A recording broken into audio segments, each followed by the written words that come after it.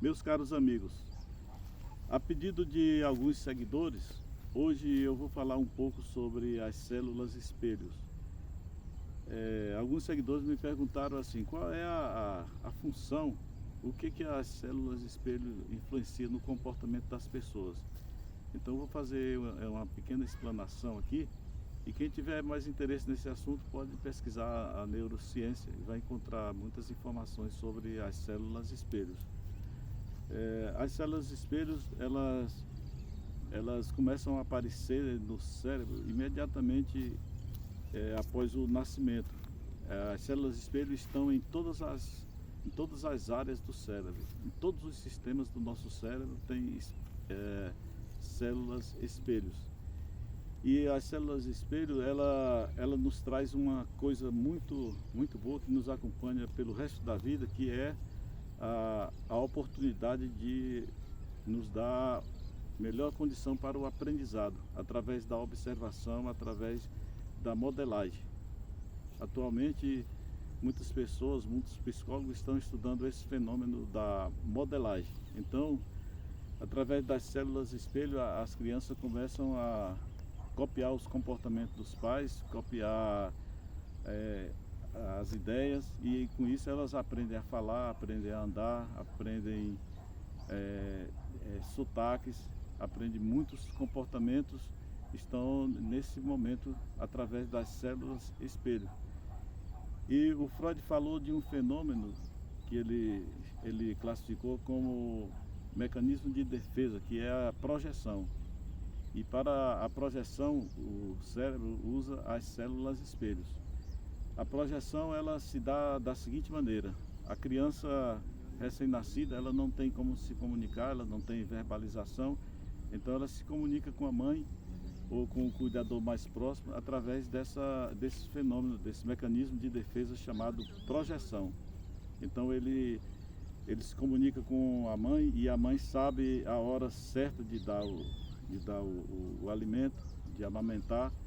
A mãe consegue identificar alguma dor que a criança está sentindo, alguma angústia, a angústia da separação, que a Melanie Klein falou de angústia de aniquilamento, quando a mãe fica afastada por um tempo que a criança considera muito tempo.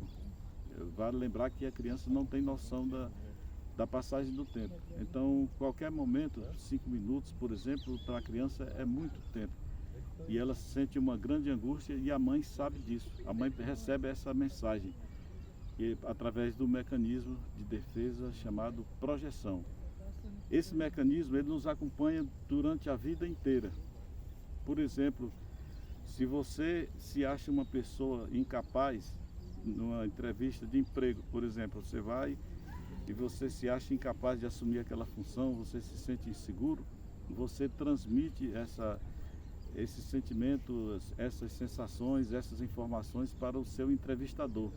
E o seu entrevistador fica inseguro, apesar dos testes que faz com você, mas ele fica um pouco inseguro e fala, vamos testar, vamos fazer uma experiência com você e tal. Então, durante toda a vida, essa projeção, ela se apresenta nos relacionamentos de trabalho, nas amizades, nos grupos sociais, nos relacionamentos amorosos, na família, em todos os nossos relacionamentos é usado o mecanismo da projeção.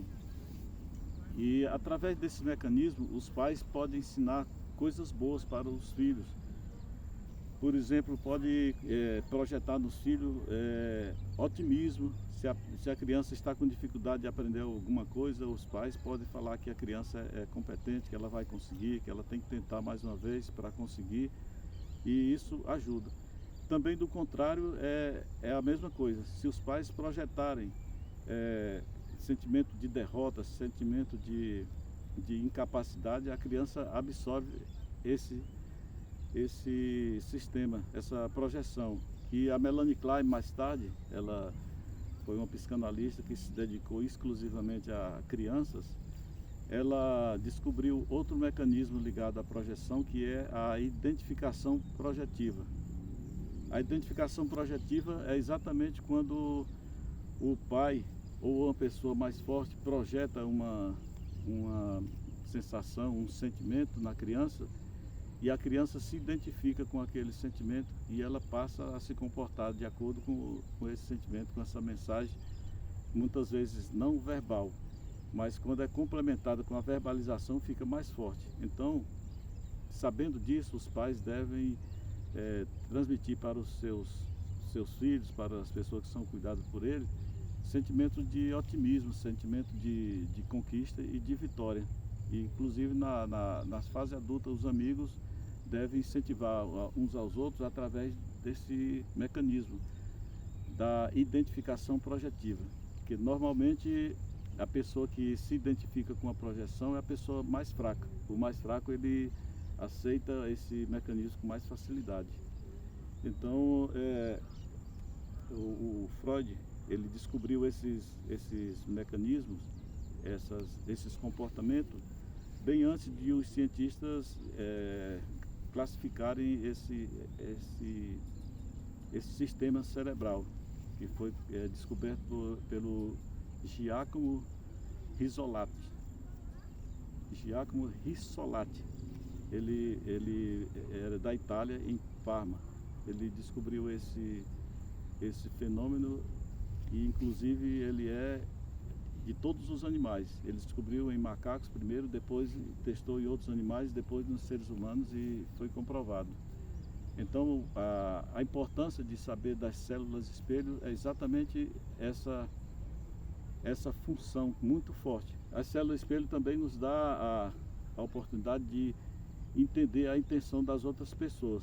Por exemplo, se uma pessoa está em um ambiente, numa mesa, por exemplo, e pega um copo e pega uma garrafa de café, você já prevê que ela vai abrir a garrafa e tomar um cafezinho.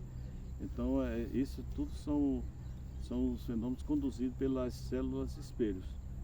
Então, é a importância das células espelhos que eu gostaria de falar, porque nós vamos falar agora da fase anal, e a fase anal, ela usa muito esses mecanismos das células espelhos. A projeção e a identificação projetiva vai estar muito presente a partir de agora na fase anal. Então, eu quero pedir agora para você, se você puder me ajudar, se inscrevendo no meu canal e divulgando esse meu canal e falando para os seus familiares sobre esse fenômeno das células espelho, eu agradeço. Muito obrigado, até a próxima.